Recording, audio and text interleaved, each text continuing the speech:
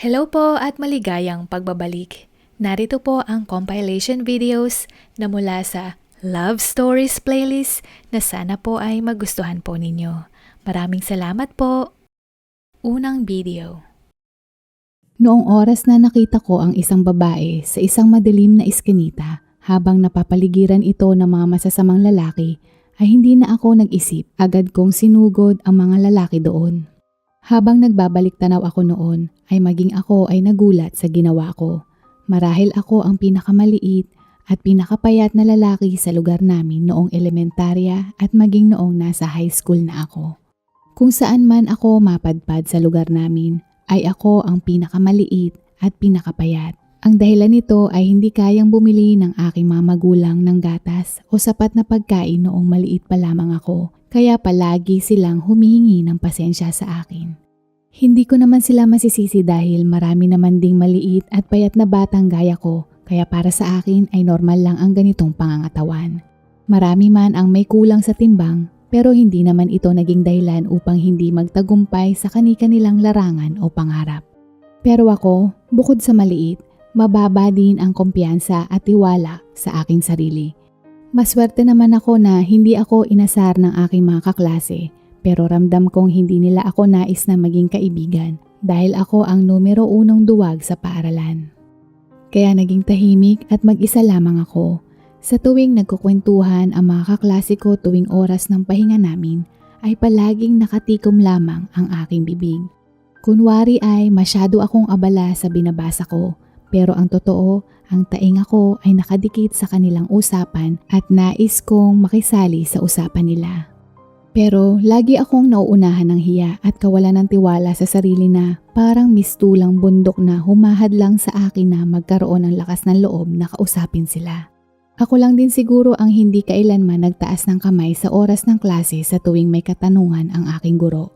Kinakain din kasi ako ng takot ko na baka pagtawanan ako ng mga kaklase ko kung sakaling hindi tama ang magiging sagot ko. Kaya pakiramdam ko at palagay ko ang paaralan ang pinakamalungkot na lugar para sa akin. Ginawa ko ang lahat para tumaba at tumangkad. Kumakain ako ng maraming kanin kahit halos sumabog na sa sobrang kabusugan ang aking tiyan, kaya madalas ay isinusuka ko lang din ang mga kinakain ko. Sinubukan ko din maglaro ng basketball. Naglalambitin din ako sa mga bakal na parang monkey bars sa lugar namin dahil sa pagbabaka sakali na humaba ang aking mga bias. Subalit, kahit anong paraan ang gawin ko ay walang gumana ni isa sa mga ito. Ako pa rin ang naging pinakamaliit at pinakapayat na bata sa klase ko. Kaya't matapos ang ilang pagtatangkang mapabago iyon ay tuluyan na akong sumuko.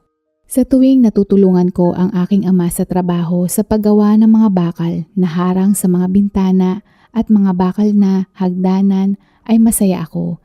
Hindi ko maipaliwanag pero komportable at wala akong ibang iniisip. Kumbaga, ang pagtatrabaho sa mga bakal ang nagpapakalma sa mga agam-agam ko sa paaralan. Dito ko naramdaman ang pagkagaan ng loob ko. Kay itay ko din natutunan kung paano maghinang ng bakal. Gustong-gusto kong nagtatrabaho kasama ang aking itay dahil may nagagawa ako at pakiramdam ko ay napakalakas ko na parang bakal sa tuwing ginagawa ko iyon. Pero kahit na ganoon, hindi ito nakatulong upang magkaroon ako ng kaibigan. Dahil sa oras na nakatungtong ako sa paaralan, bumabalik lahat ang mga kahinaan ko.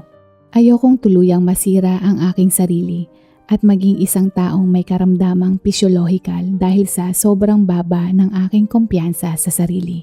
Anong gagawin ko kung hindi ko kayang magtrabaho kasama ang ibang tao? Paano ako kikita ng pera? Paano kung dahil sa sobrang takot ko ay mamatay ako ng walang nagiging kaibigan? Paano kung hindi ko matanggal ang takot ko na pati ang simpleng pagsabi ng hi sa isang babaeng gusto ko ay magiging dahilan kung bakit wala akong karelasyon o hindi ako nakapagpakasal bago ako mamatay?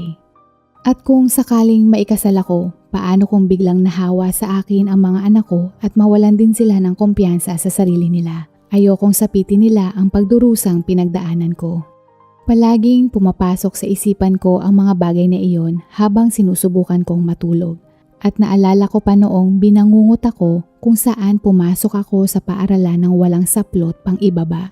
at pinagtatawanan ako ng lahat ng tao sa eskwelahan at maging ang aking mga guro. Ilang beses kong sinubukang tumakbo palayo sa kanila upang hanapin ang pintuan palabas, ngunit patuloy lang akong bumabalik sa impyernong lugar na iyon. Hanggang sa isang araw, kinailangan kong manatili ng mas matagal sa eskwelahan upang tumulong sa pagpipintura ng pader bilang bahagi ng serbisyo ko bilang isang bolontaryo kasama pa ang 10 kong kamag-aral. Nung matapos namin iyon ay inanyayahan kaming kumain ng sama-sama. Dinala kami sa pinakamalapit na kantina ng aming guro. Ayun ang unang pagkakataon ko na may nakasabay akong kumain. Lahat sila ay masayang nagkukwentuhan, samantalang ako ay pangiti-ngiti lang habang kumakain. Ang tanging naiisip ko lamang noon ay ang makatapos agad ng pagkain upang makapagpaalam na sa kanila. Nung natapos kaming kumain ay inabot na kami ng dilim sa kalsada. Meron akong 2 kaklase na parehong mga babae na nakatira lang malapit sa amin. Sinabi ng aming guro na sabay-sabay na kaming 3 umuwi. Naglakad na kaming 3 ng sama-sama. Labis akong kinakabahan noong mga oras na iyon at tila ba kasing tuyong disyerto ang aking lalamunan at walang kahit anong salita ang lumalabas sa bibig ko. Sinadya ko din na medyo mahuli sa paglalakad. Naglalakad kami sa isang kalsada na napapalibutan ng mga pabrika at may mga maliliit na espasyo sa pagitan ng bawat pabrika. Habang binabagtas namin ang daan na iyon ay may napansin kaming mga tao na nandoon sa sulok. Hindi ko masyado iyon pinansin hanggang sa nakarinig ako ng isang babaeng sumisigaw. Agad akong lumingon sa likod para tingnan kung saan nanggagaling ang tunog at nakita ko na may isang grupo ng masasamang kalalakihan na nakapalibot sa isang babae. Base sa suot ng babae ay isa siyang mag-aaral ng sekundarya. Nung lumapit ako ng kaunti at inusisa, nakita ko ang isang babae na nakaupo sa sahig at nagtagpo ang aming tingin. Doon siya sumigaw muli ng, "Tulungan mo ako, pakiusap. Tulungan mo ako. Nagmamakaawa ako sa'yo." Nablangko na ako noon at para ba akong nasa pelikula at naging parang slow motion yung mga pangyayaring nagaganap ng mga sandaling iyon. Hindi ko na nga naisip nung mga oras na iyon na mas malalaki pala sa akin ang mga miyembro ng grupo ng mga kalalakihan. Nawala din sa isip ko na ako lang pala mag-isa laban sa 5. Bukod doon ay hindi na rin sumagi sa isipan ko na wala akong mahihinga ng tulong sapagkat madilim na noon at sarado na ang mga pabrika. Hindi na ako nakapag-isip ng maayos at bigla na lamang akong nakaramdam na parang may tumulak sa akin papunta sa babae at sinimulan kong pagsusuntukin ang mga kalalakihan na nandoon. Hindi pa ako kailanman nasangkot sa gulo noon at ni minsan ay hindi pa ako nakipagsuntukan sa iba. Nakakahiyaman pero wala akong matandaan na tinamaan ko sila ng aking mga suntok. Ang tanging malinaw sa akin ay nung mga oras na nakalupasay ako sa lupa habang pinapaulanan nila ako ng mga suntok at tadyak. Bukod doon ay natatandaan ko din na sinenyasan ko ang babae na tumakas at tumakbo na palayo. Nagdaan ang mga oras at ang sumunod na nangyari ay dumilat akong nakaratay sa aking higaan sa bahay. Nahirapan akong idilat ang aking mga mata at hindi ko magalaw ang aking katawan sa sobrang pamamaga at pananakit. Hindi ako makatayo pero laking pasasalamat ko dahil hindi ako nabalian ng buto. Kaya lang, ramdam na ramdam ko ang pagdurugo ng aking ilong. Nung narinig nila akong umungol sa sobrang sakit, ay agad na nagtungo sa akin ang aking mga magulang. Sinubukan nilang tanungin kung kamusta na ako at sinabi kong ayos lang para maibsan ang kanilang pag-aalala. Narinig daw nila ang nangyari mula sa aking mga kaklase na nagdala sa akin pauwi sa bahay. Hindi na nila ako tinanong pa at sinabing kailangan ko daw magpahinga at matulog. Pumasok na rin ako sa paaralan matapos ang 2 araw at lahat sila ay gulat na gulat nang makita ako. Nakita ko silang nagbubulungan habang nakatingin sa akin at ang iba ay nakangiti sa akin. Akala ko ay pinagtatawanan nila ako pero nung pagpasok ko sa silid-aralan, lahat ng kaklase ko ay dali-daling tumakbo papalapit sa akin upang makipag-appear. At bigla nilang binigkas ang aking pangalan at ako ay nagugulat sa pangyayari. Habang tumitingin ako sa paligid, napansin kong may mga batang nakatingin at binibigkas ang aking pangalan sa may labas ng aming silid. Pati na ang ibang guro ay naririnig kong binibigkas ang aking pangalan. Pagkatapos ko silang marinig ay nagsipalakpakan sila at lumapit sa akin ang mga lalaki at tinapik ang aking balikat at sinabing, "Wow, grabe ka naman Vincent, daig mo pa ang Superman." At maraming mga batang babae ang nagbigay sa akin ng tsokolate at candy. At tinapik ng mga guro ang aking ulo at sinabing, "Nakakatuwa ka talaga Vincent, maligayang pagbabalik sa paaralan." Hindi ko mawari at walang ideya kung bakit ganoon ang nangyayari hanggang sa may nagpaliwanag ng lahat. Ang dalawang batang babae na kasama ko sa paglalakad pa uwi ang nagbahagi sa buong paaralan ang tungkol sa nangyari. Puno ng takot ang dalawang batang babae na kaklase ko nung makita nila ang grupo ng mga kalalakihan, pero laking gulat nila nang makita nila ako na tumatakbo papunta sa grupo ng mga lalaki. At ang batang babae na napapalibutan ng mga lalaki ay nakatakas nang lumingon sa akin ang mga lalaki upang suntukin at sipain ako. Ang dalawang babaeng kaklase ko ay tumakbo sa kalsada upang pumara ng mga kotse, jeep, tricycle o anumang dumaan na sasakyan upang humingi ng tulong. At ilang sandali ay nakakita sila ng tricycle at dali-dali nila itong tinawag para ako ay tulungan dahil wala na akong malay nung ako'y binalikan nila. Ang driver ng tricycle ay binuhat ako pasakay sa tricycle para iuwi sa aking bahay. Maraming nagtatanong kung paano ko daw nagawa iyon. Hindi nila akalain na magagawa ko yon dahil sila ay hindi mangangahas na gawin iyon dahil sa kanilang takot. Maging ako ay hindi ko alam kung bakit at hindi ko na inisip ang sarili ko, ang mahalaga ay mailigtas ko ang babaeng nangangailangan ng tulong. Mula noong araw na iyon, medyo naging bayani ako sa paaralan at nasiyahan ako sa uri ng kasikatan na hindi ko akalain na mararanasan ko. Hindi lang ang mga estudyante sa paaralan ang nakakaalala sa aking pangalan, maging pati na rin ang mga guro ay kilala nila ako. Madalas akong makarinig ng, "Hi Vincent," sa tuwing dumadaan ako. Hindi na ako invisible gaya ng dati na ikinatuwa ko. At bilang tugon, nagsimula akong makipag-usap sa aking mga kamag-aral at unti-unti na akong nagkakaroon ng kaibigan. Sa kabila nito, naisip ko rin kung ayos lang ba ang batang babae, kung nakatakas ba siya, kung kamusta na kaya siya, kung nakauwi siya ng ligtas sa bahay nila. Makalipas ang ilang buwan, sinabi sa akin ng aking guro na meron akong bisita. Lumabas ako at nakita ko ang isang lalaki at dalawang babae. Hindi ko pa sila nakita dati, kaya't iniisip ko kung sino ito. Habang dahan-dahan akong lumalakad papunta sa kanila, pagkatapos ay tumakbo ang babae papunta sa akin at niyakap ako at umiiyak siya habang sinabi niya na labis siyang nagpapasalamat. Hindi ko mawari bakit niya iyon ginawa. At nung malaman ko ang dahilan, guminhawa ang pakiramdam ko nung makita ko siyang maayos at nakaligtas nung mga sandaling iyon. Ang batang babaeng nasa eskinita ay hindi ko nakita ng malinaw ang kanyang muka dahil medyo madilim pero isa lang ang malinaw. Nagtagpo ang aming tingin at hindi ako nag-atubiling tulungan siya nung humingi siya ng tulong. Ang matandang lalaki at babae ay kanyang mga magulang. Sinabi nila na ang kanilang anak na babae ay na-trauma, ngunit unti-unti na siyang bumubuti. Kaya't ginugol nila ang huling ilang mga linggo sa pagkuha ng psikolohikal na pagpapayo upang siya ay tuluyang gumaling. Bigla nilang napagtanto na ang kanilang anak na babae ay maaaring napahamak kung hindi ako tumulong, kaya nagsimula silang hanapin ako at magpasalamat. Dahil hindi nila alam kung ano ang itsura ko o kung saan ako nakatira, ngunit naalala ng anak nilang babae ang unipormeng suot ko noong araw na iyon. Kaya't nagpasya silang suriin ang lahat ng eskwelahan sa lugar at nagkataon na ang aming paaralang sekundarya ay hindi masyadong malayo mula sa eskinita.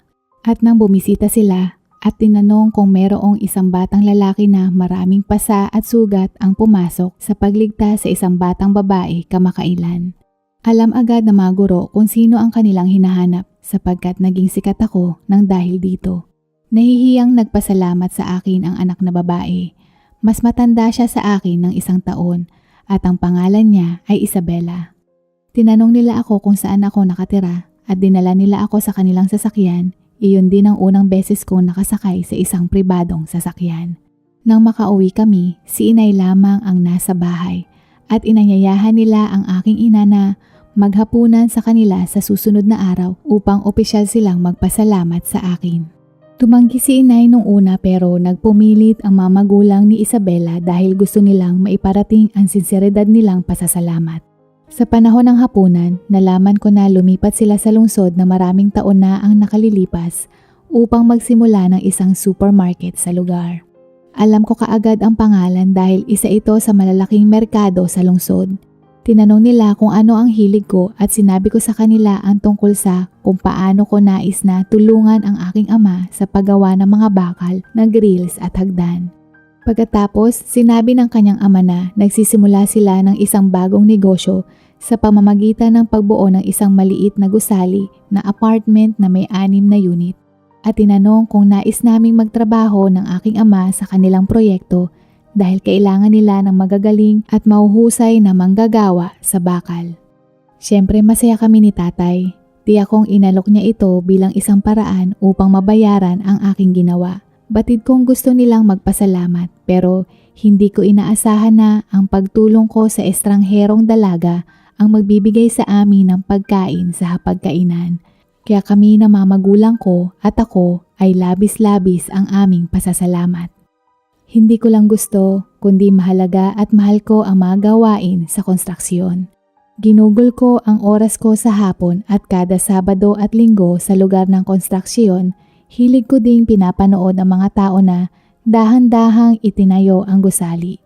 Habang tumatagal, napapalapit ako sa dalagita kaya sa tingin ko ang totoong dahilan kung bakit ako nandoon ay para rin masilayan ko si Isabela. Madaming buwan nang nagsimula ang pagpapatayo ay halos palaging nandoon din si Isabela. Sinabi niya na interesado rin siya sa paggawa ng mga bahay. Ngunit sa palagay ko, pareho kaming nagnanais na makasama ang bawat isa.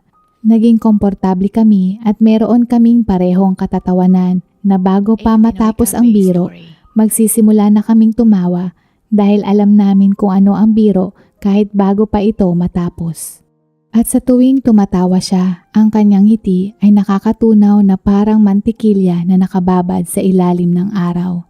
Naramdaman ko ang pagtibok ng aking puso sa kauna-unahang pagkakataon. Siyempre iningatan ko ang aking damdamin at ayoko naman samantalahin ang pagkakataon at mabaliwala ang aming pagkakaibigan. Lumabas din na interesado rin siya sa gawaing bakal. Minsan sinabi niya sa amin na ang normal na mga grill sa bintana ay upang maiwasan ang pagpasok ng mga magnanakaw sa bahay. At sinabi niyang imbes na diretsong bakal lang na walang kabuhay-buhay at luma ng disenyo na parang kulungan sa preso. Iminungkahi niya na mas maganda ang itsura ng grills pang bintana, bakuran o gate kung maraming klaseng disenyo at dekorasyon na pwedeng ilagay sa grills at tiyak magugustuhan ito ng marami. Mahusay din siya sa pagguhit at ipinakita niya sa aking ama at sa akin ang ilang mga iginuhit na mga disenyo ng mga grills na sa tingin niya ay maganda. Nagustuhan namin ito kaya pumili kami ng isang sketch at gumawa ng isang sample at ipinakita ito sa kanyang ama bilang grills na nais namin para sa gusali ng apartment at lubos niyang nagustuhan ito. Kaya't ginugol namin ni Isabela ang maraming oras sa pagdidisenyo ng magagandang bakal na mga grills, bakod, gate at staircase. Naunang nagtapos si Isabela ng high school at nagpasya siyang mag-aral sa kolehiyo sa ibang lungsod na nakasira at pumunit ng aking puso sa kanyang paglisan. Bumibisita si Isabela sa tuwing may opisyal na walang pasok kaya masaya na rin ako kahit sa konting panahon lamang. Noong ako'y nagtapos ng sekundarya ay nagpasya akong hindi na mag-aral ng kolehiyo. Sa halip, tinanggap ko ang alok mula sa mga magulang ni Isabela na magpatuloy sa pagtatrabaho sa kanila sa mga proyekto sa konstruksyon. Ang aking ama noon ay empleyado ng kumpanya ng mga magulang ni Isabela at namamahala ng mano-manong paggawa sa mga lugar ng konstruksyon, pati na rin ang pagpapatuloy ng kanyang gawain sa mga bakal. Hindi naman napakalaking kumpanya ang konstruksyon, kaya nagpakadalubhasa kami sa mas maliit na mga gusali. Kalaunan, ang negosyo ay lumakas dahil iyon din ang panahon na mas maraming mga tao ang nagsimulang magpatayo ng bahay sa lungsod, kaya't palagi kaming abala at maraming kliyente. Ang aking pamilya sa wakas ay nakalipat sa aming sariling bahay. Hindi na kami isang kahig, isang tuka at nakakakain na din kami ng mga prutas at gulay na gusto naming kainin. Kontento na ako sa kasalukuyang buhay ko pero pakiramdam ko ay may kulang dahil may lihim akong pagtingin kay Isabela. At alam kong hindi siya mapapasa akin pero masaya ako dahil naging kaibigan ko siya. Isang hapon, nasa warehouse ako ng kumpanya tulad ng dati. Nagtatrabaho sa bakal ng garahe ng gate para sa isang bahay. Nakaupo ako, nagwo-welding at pinagpapawisan na parang baboy nang may isang kamay na lumitaw sa harapan ko na may bimpo. "Mainit ba?" sambit nito. Tumalikod ako at nakita ko ang pamilyar, magandang malaanghel na muka ni Isabela. Napatalon ako sa gulat at nahulog siya sa aking mga braso at dibdib. Ibinaon niya ang kanyang muka sa aking dibdib. Hiyang-hiya at pawis na pawis ako at ayokong madumihan siya, kaya't sinubukan kong itulak siya palayo, ngunit mariin niyang nilabanan ito. Pagkatapos ay tumingin siya sa akin at dumampi ng pahapyaw ang kanyang labi sa akin. Sobrang laking gulat ko dahil ito din ang unang beses na meron akong nakahalikan. Naramdaman ko ang daloy ng kuryente sa buong katawan ko na para bang inilalagay ko ang welding rod sa aking dila. Pagkatapos ay bumulong siya sa aking tainga at sinabing, miss na kita Vincent, labis akong nagpapasalamat sa iyo sa pagligtas sa akin nung gabing iyon. Iniligtas mo ako mula sa kapahamakan at hindi natuloy ang mga balak ng mga animal na yon. Hindi ko maimahe ang buhay ko kung hindi ka sumulpot nung gabing iyon. Maraming salamat sa iyong katapangan, Vincent. Hindi ko mapigilan ang sarili kong mapaluha. Nagahalong kaba, tuwa, galak, ginhawa at nag-uumapaw na pagmamahal ang nararamdaman ko noong mga oras na iyon. Pinunasan ko ang aking mga kamay at hinawakan ang kanyang malaporselanang pisngi at sinabing, hindi mo kailangan magpasalamat.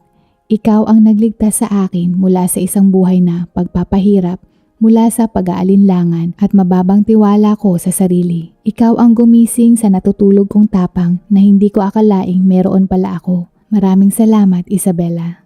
Nagkatitigan kami at hinalikan ko siya ng punong-puno ng pagmamahal. At pagkatapos ay sumagot siya ng, "So, we are even then?" At parehas kaming tumawa na parang walang katapusan. Lumipas ang panahon kasama si Isabela sa aking tabi at isang araw nakita namin ang aming sarili na hinahangaan ang bakal na garahe ng gate na ginawa ko para sa aming sariling bahay. Si Isabela ay bagong panganak, bit-bit ang aming anak. Habang pinapanood akong tinatapos ang pagpipintura ng bakal na may letrang VI na nasa gitna ng ilalim na gate ng bakal. Hindi nagtagal ang mga letrang VI ay naging makintab at kulay ginto. Ang mga titik ay nangangahulugang palayaw ng aming anak na si Victoria. At mula rito sa mga unang titik ng aming pangalang Vincent at Isabela na sumisimbolo sa aming relasyon na matibay, malakas at permanente. Pangalawang video. Ako at ang aking misis na si Maya ay high school sweethearts. Naalala ko nung foundation day namin sa paaralan at may kasal-kasalan noon, hinuli kami ng mga kapwa namin kamag-aral at ikinasal kami kunwari. Magmula noon ay hindi na kami naghiwalay. Lumaki din kami sa iisang lugar, ngunit noong naging magkamag-aral lamang kami nung high school, at doon lang kami nagkakilala.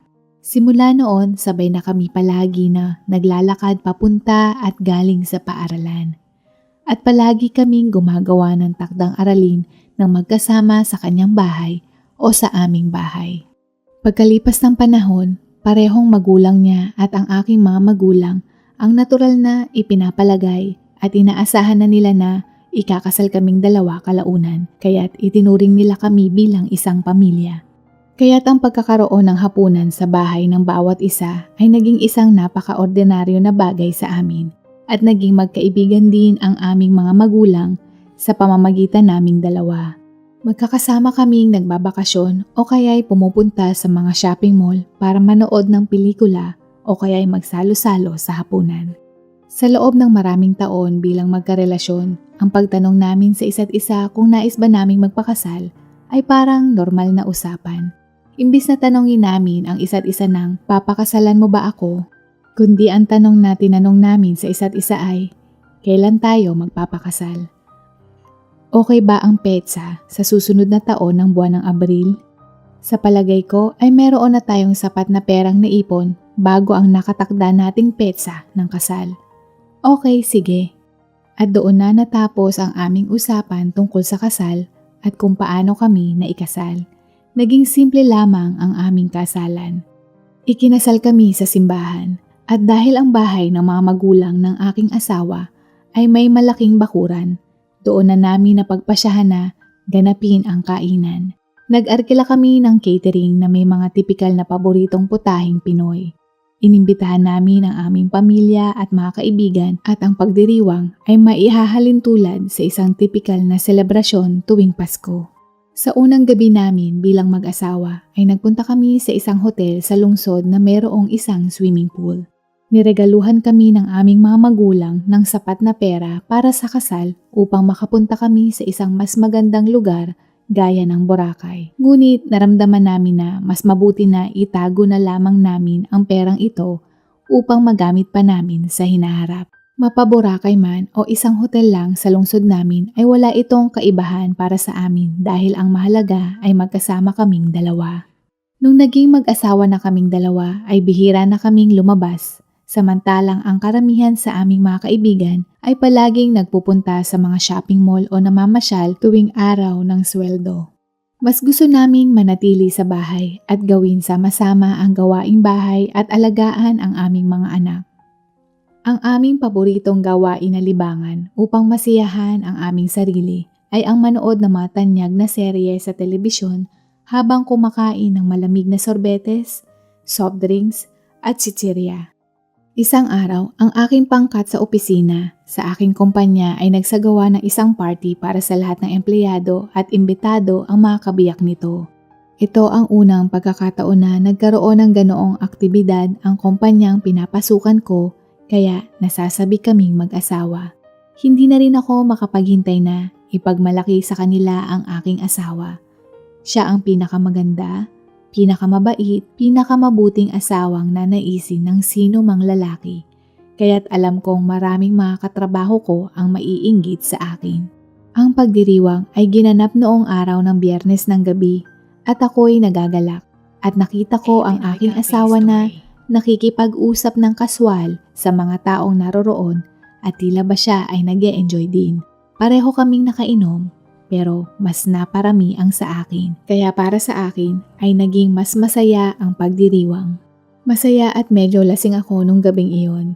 Pagka-uwi namin, kaya masarap akong nagpahinga sa aming higaan. Ngunit ang aking asawa, hindi katulad ng kanyang pagtawa at saya sa sarili sa pagdiriwang at tila tahimik.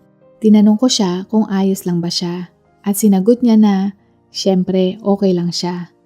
Inusisa ko pa siya kung masaya siya at nasisiyahan siya at sinabi niya syempre.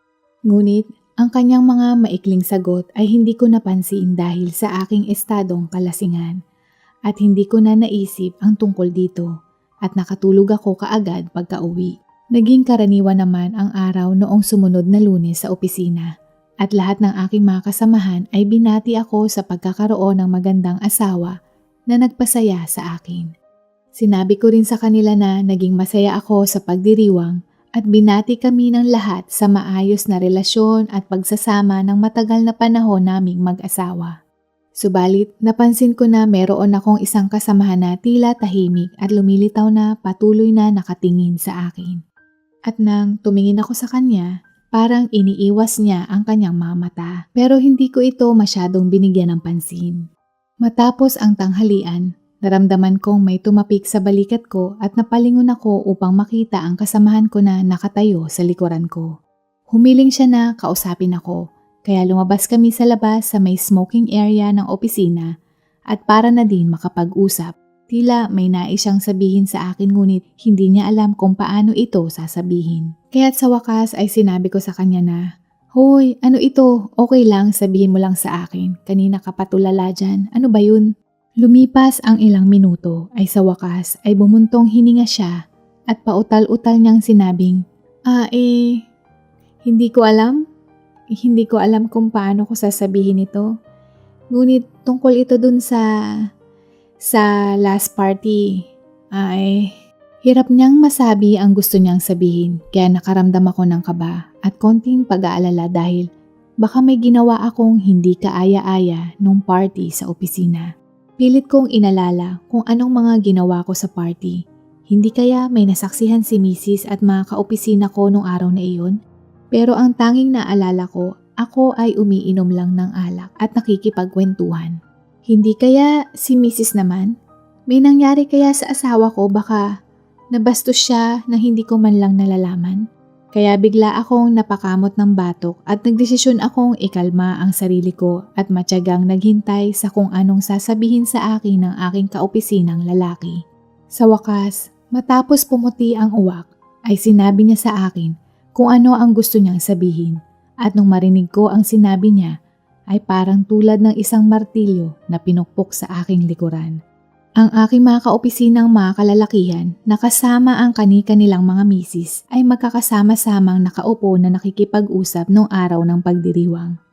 At noong kasagsagan ng kaganapan sa pagdiriwang, ang misis ko ay nagtungo sa loob ng palikuran.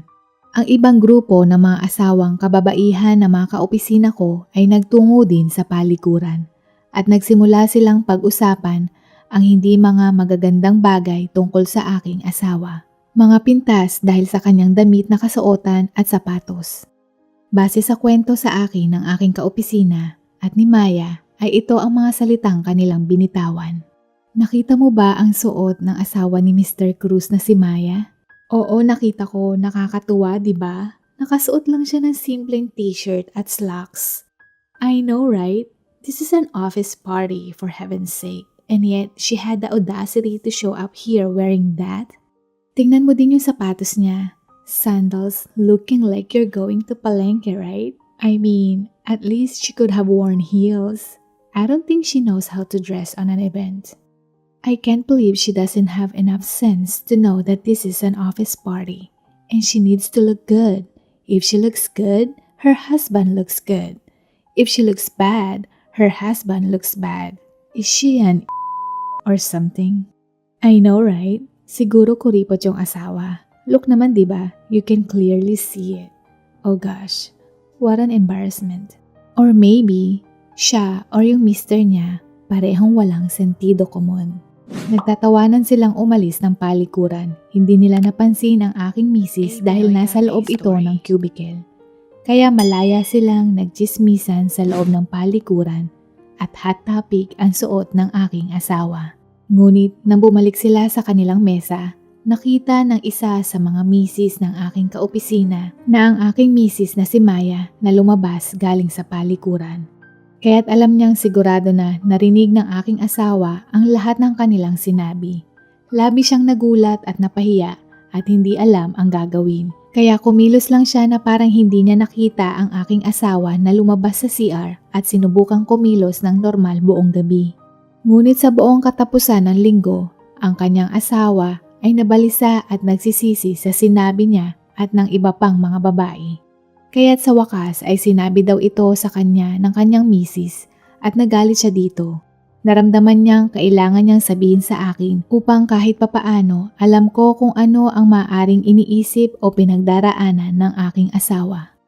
Lubos siyang humihingi ng paumanhin sa akin at hiniling na kausapin ko siya para masabi sa akin at sa aking asawa na humihingi sila ng paumanhin sa insidente.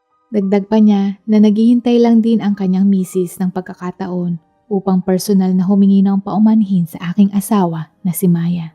Nagpasalamat ako sa kanya sa pagsabi sa akin at buong araw ay hindi ako nakapagtrabaho dahil iniisip ko ang aking asawa. Hindi ko alam kung ano ang sasabihin ko sa aking asawa at kung paano ito sasabihin sa kanya. Napagtanto ko lamang doon na hindi ko siya binigyan ng anumang mamahaling regalo. Nanlumo ako dahil hindi ko man lang napansin na hindi ko nabigyan ng halaga at hindi man lang inalagaan ang aking misis. Ni minsan, hindi rin naman siya humingi at binibili lang niya yung kailangan niyang gagamitin. At ni minsan, hindi rin siya nagdemand ng magagandang kagamitan. Ako ang may kasalanan kung bakit naging tampulan ng tsismis si Maya. Hindi ko alam kung ano ang makeup ang ginagamit niya. Hindi ko alam kung saan siya nagpapaayos ng buhok. Habang naiisip ko ito ay naalala ko nga na ang kanyang buhok ay palaging maikli at walang ayos. Nagbalik tanaw ako kung paano ang buhok ng lahat ng mga kababaihan sa party na iyon ay nakaayos na tila nagpunta pa sila ng salon, ngunit ang aking asawa ay simpleng nakatali lamang. Pakiramdam ko ay napakasama kong mister. Ang aking misis ay isang magandang babae, mabait na babae at syempre dapat alam ko na gusto din niya ng mamahaling damit at nais niyang magmukhang maganda. Ngunit itinatago lamang niya ang lahat sa loob nito sapagkat nagsasakripisyo siya para sa aming pamilya. Ang misis ko na inuuna ang kapakanan ko at ng aming mga anak bago ang sarili niya. Napaka-insensitive at napaka-kong lalaki. Nakaramdam ako ng sobrang hiya sa sarili ko. Ganito ang pagtrato ko sa pinakamagandang babaeng nilalang sa buong mundo. Ang aking kasintahan magmula noong high school, ang ina ng aking mga anak. Mga agam-agam na bumabagabag sa isip ko at hindi ko mapatawad ang aking sarili ng buong araw. Pagkadating ko sa bahay ng gabing iyon, kinabahan ako at tahimik akong namomroblema. Napansin ng asawa ko at tinanong ako kung ano ang problema dahil hindi naman ako ganoon palagi. Wala akong sinabi, ngunit sinabi niya na kilala niya ako at patuloy na nagtatanong. Kaya hindi ko na nagawang ilihim ito sa kanya at sinabi ang katotohanan. Ngunit sa halip na magalit o malungkot ay tumawa lamang siya. Sinabi niyang oo, narinig niya ang mga sinabi ng mga kababaihan sa CR pero hindi naman daw siya naapektuhan. Ang mga suot niyang damit noong araw na iyon ay hindi magarbo, ngunit para sa kanya ay magagandang damit pa rin ito at ipinagmamalaki niyang isuot ito dahil binili ko ito para sa kanya nung huling kaarawan niya. At sinabi niya na alam niya na hindi kami kuripot, ngunit nag-iipon ng pera sa pamamagitan ng hindi pag-aaksaya ng pera na hindi kinakailangan alang-alang sa aming pamilya at mga anak. Kaya't okay lang sa kanya at hindi siya naapektuhan sa mga negatibong salita ng mga grupo ng kababaihan. Hindi rin daw nasusukat ang abilidad ko sa trabaho nang dahil lang sa damit na suot niya nung pagdiriwang na iyon. Hindi na niya lamang pinatulan ito at pinagtuunan ng pansin. Kumbaga, pumasok sa isang tenga at lumabas sa kabila. Inamin niya na medyo nalungkot siya sa sinabi dahil hindi niya akalain na dahil sa pananamit ay doon nila binabatay ang kakayahan ng isang tao at baka makaapekto ito sa akin sa trabaho. Pero hindi na niya ito binigyan ng pansin at pinalaki dahil may tiwala siya sa akin na magaling at maayos akong magtrabaho at hindi iyon makakaapekto sa akin dahil lamang sa kanyang pananamit. Mahal, huwag na natin hayaan na makaapekto sa atin ang mga negatibong komento ng iba. Pabayaan na lang natin sila. Ganoon ang pamumuhay na gusto nila. Kapag pinatulan ko pa sila at nakita nilang naapektuhan ako, edi mas lalo silang mananalo dahil alam nilang nasaktan ako at ayokong mangyari iyon at makasira sa ating buhay. Hindi ko hahayaang diktahan ng iba at magbago lamang dahil sa mga komentong iyon. Okay na ako, okay na sa akin. Tsaka ang importante, alam kong tapat ka at mahal mo ako. Sapat na iyon sa kaligayahan ko. Kaya huwag kang ma-stress sa sasabihin ng iba, okay? Sabi niya at sabay niyakap niya ako ng mahigpit. Hindi ko mapigilan na umiyak matapos niyang sabihin iyon at pinunasan niya ang aking mga mata ng panyo at sinabing, "Nako, tahan na mahal ko, tumigil ka na sa pag-iyak. Napakasensitibo mo talaga, kaya mahal na mahal kita eh." At hinalikan niya ako sa pisngi at tamang-tama nagluto siya nung araw na iyon ng paborito kong spaghetti para sa hapunan. Sumunod na linggo ay nagpunta ako sa shopping mall ng lunch break ko at bumili ng isang mamahaling branded leather handbag para sa aking asawa. Napakalaking halaga nito sa akin, nakatumbas ng 1 buwan kong sahod, kaya't pinrotektahan ko ito ng higit pa sa aking buhay at inilagay ko ang paper bag sa aking mesa sa trabaho. At sa tuwing tinitingnan ko ito, hindi ko mapigilang mapangiti at nag-iisip ng sasabihin sa aking asawa kapag ibinigay ko ito sa kanya ng gabing iyon. Napansin ng kasamahan ko na nakangiti ako na parang aso, kaya naman inusisan niya ako kung anong nangyayari sa akin. Natawa siya nung makita ako at binigyan niya lamang ako ng thumbs up na sumisimbolo na good choice ang napili ko. Nang gabing iyon, umuwi ako dala ang bag at ang aking asawa ay nanonood ng TV. Hawak ko ang paper bag sa likod ko. Ibinaling niya sa akin ang kanyang atensyon para sabihin na tinawagan siya ng isa sa mga babaeng asawa ng kaopisina ko at humingi ng tawad sa kanya.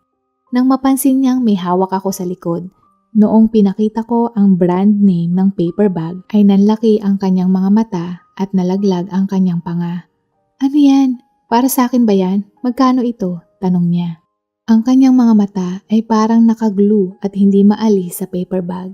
Kitang-kita ko na gusto niya ito pero taliwas naman ito sa mga salitang lumalabas sa bibig niya nung sinabi ko sa kanya ang presyo. "Hindi pwede, ibalik mo ito ngayon din bago masira," sabi niya. Subalit, tumanggi ako at patuloy niyang sinasabi sa akin na ibalik ito pero pinipigilan ko ito dahil nakikita ko sa mga kilos niya at loob niya na gusto niya ito at siya ay nagagalak. Kaya hindi ako nagpatinag at pinanindigan na para sa kanya iyon at hindi ko iyon isasauli dahil dapat matagal na panahon ko na itong ginawa at inalagaan ang aking misis. Ang cute-cute niya nung tinutulak niya ako papalabas ng pintuan para akong bumabalik sa pagkabata nung makita ko siyang ganoon. Ang napakabait kong misis at pinakamamahal kong babae. Sa wakas, sumuko na siya at niyakap niya ako at hinalikan sa labi at nagpasalamat. Itong regalong ito ay para sa aking reyna. Humihingi ako ng paumanhin na hindi ko magawa ang higit pa. At humihingi ako ng paumanhin na ngayon lamang ako nagbigay ng isang bagay na espesyal para sa iyo. Salamat sa lahat sa napakaganda kong asawa. Malambing kong sambit at siya ay tumawa sabay hampas sa aking balikat. Salamat din mahal at dahil dyan ipagluluto kita ng paborito mong pagkain. Mahal na mahal kita. Sagot niya ng may matamis na ngiti. At kahit na mabilis niyang nilayo ang kanyang ulo upang pumunta sa kusina, hindi ito sapat na mabilis dahil nakita kong may luha sa kanyang mga mata. Nakalimutan kong bigyan ng pansin ang mga sakripisyong ginawa ng aking misis. Binigyan niya ako ng mainit, komportable at masayang tahanan at bilang kabiyak ay hindi ko dapat kailanman baliwalain ito at dapat ko itong pahalagahan. Salamat talaga at pumayag kang maging asawa ko. Magmula ngayon, pag-iigihan ko pang mas maging mabuting mister ako sa'yo. Sigaw ko sa loob ng aking ulo at nakita ko siyang naglalakad na may kasamang mahinang pagtalon sa sobrang tuwa papunta sa kusina upang magsimula ng magluto. Dito na po nagtatapos at sana po ay nagustuhan po ninyo ang mga kwentong ito. Hanggang sa muli, paalam at God bless po!